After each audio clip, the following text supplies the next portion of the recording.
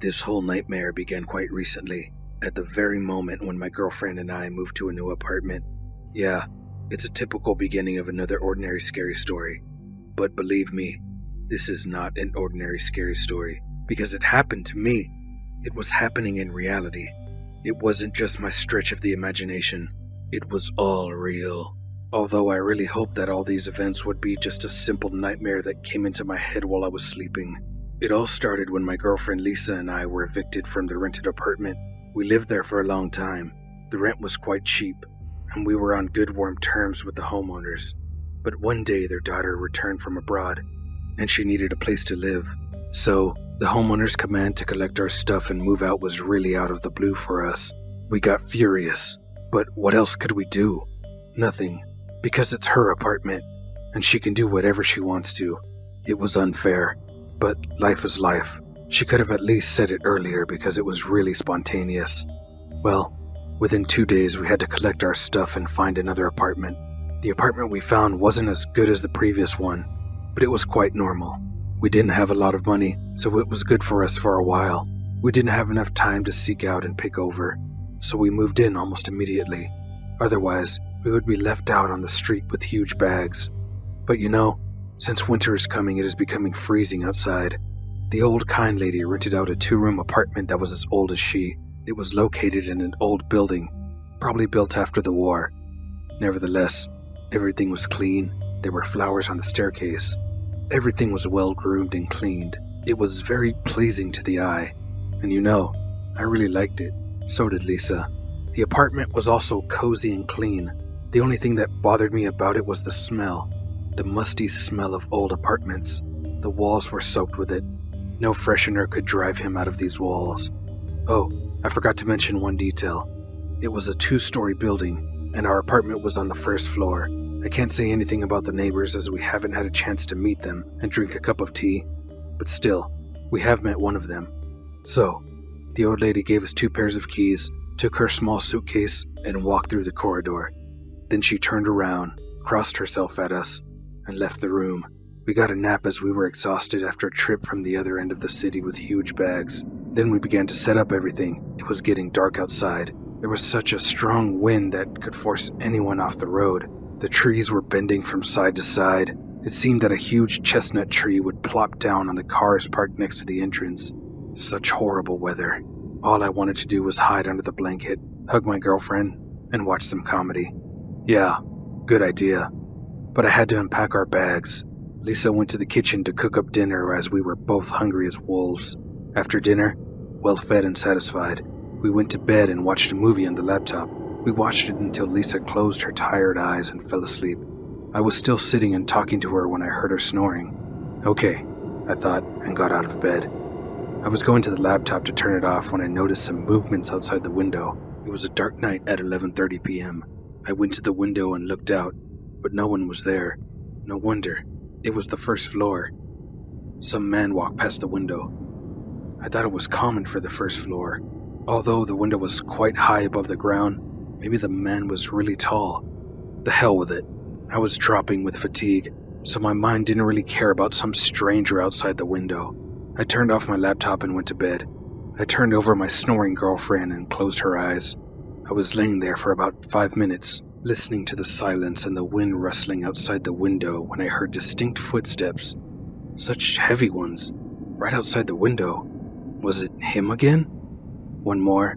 There were really old windows which were already 1,000 times covered with duct tape to protect the apartment from the cold and winter. So, I could easily hear what was happening on the street. Somebody walked past the window again. Well, again, without paying attention, I turned over and tried to get some sleep. But it happened again. I heard footsteps again. Actually, it wasn't like footsteps. It was more like somebody was deliberately stomping his feet on the ground. And then somebody knocked at the window. It was a quiet knock, as if somebody just was barely touching the glass. But given the age of the windows, Even the faintest knock made a loud rumble throughout the room. I got out of bed and approached the window. And of course, I saw no one. Only trees were still bending from side to side and the street light was barely shining at night. I scratched the back of my head, yawned, and went back to bed. But I heard another knock even before I could reach the bed. I got really angry.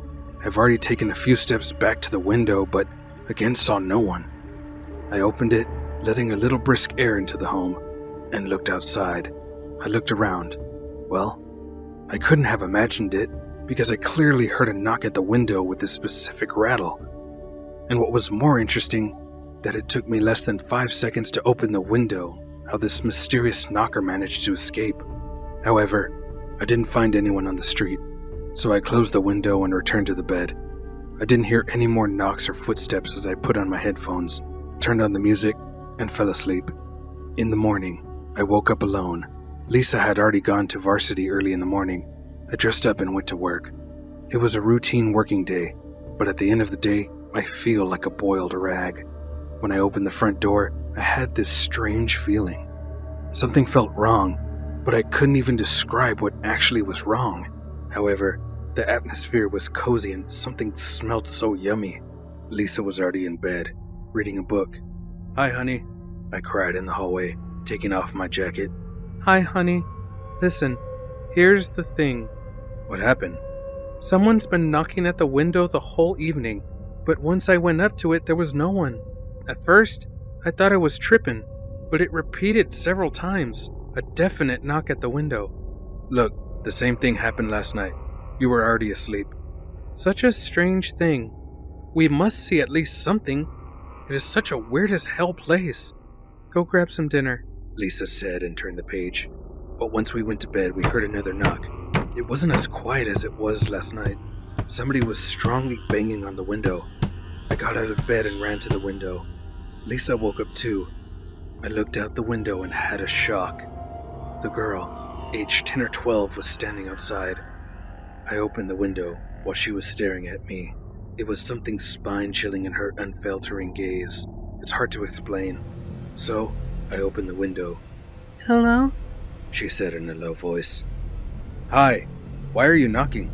I'm so cold. Please let me in. It was really teeth-chattering cold outside. What's going on? Lisa muttered, half asleep. A girl is asking to come in. Why? She said that she was cold and asked to warm up at our place.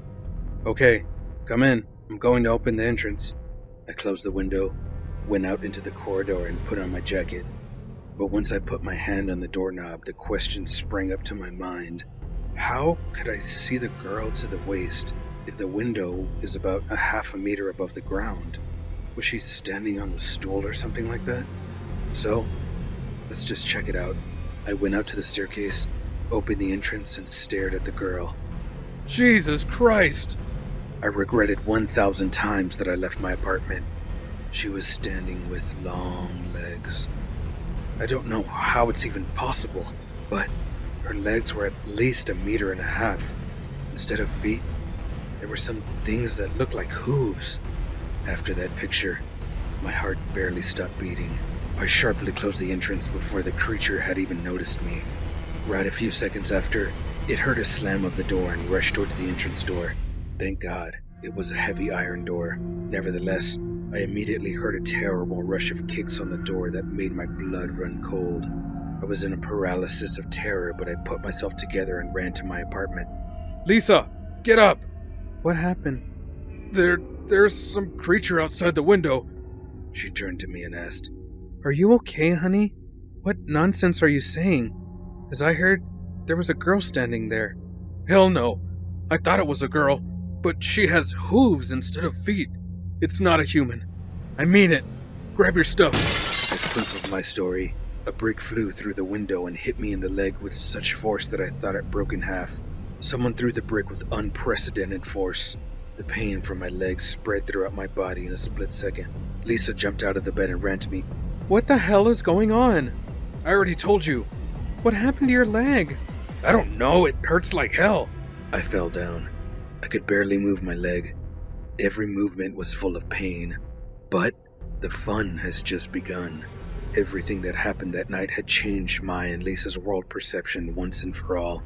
Lisa was trying to get me up on my feet, and somehow we both turned our heads toward the window at the same time, and there we saw something. It seemed to be the same girl, but she didn't look like a normal person. It was more like a horror movie character, but it wasn't a movie.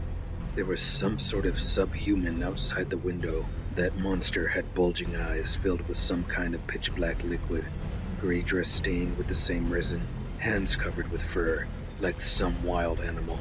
And of course, you already know about the legs. It was still outside the window. Its lips were moving as if it were muttering something. We couldn't hear it. Then it came to the broken window and said, "Here I am." It started to break through the window with its long, shaggy hands. It put its long leg into our apartment. I was right. It was really a hoof. We have realized that we need to run. But how when I can't even step on my foot? Lisa helped me get up quickly and holding me with the last of her strength led me to another room.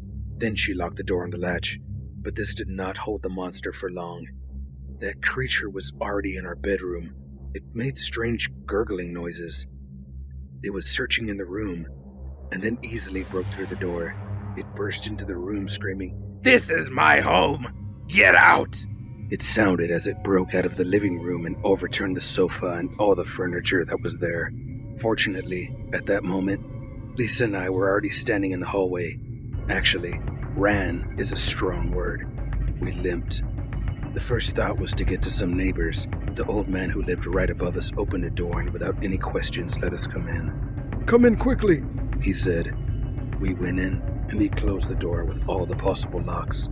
"Did it come to you too?" he asked. What's going on? What was that? Asked tearful Lisa. "You are safe here. Go to the kitchen.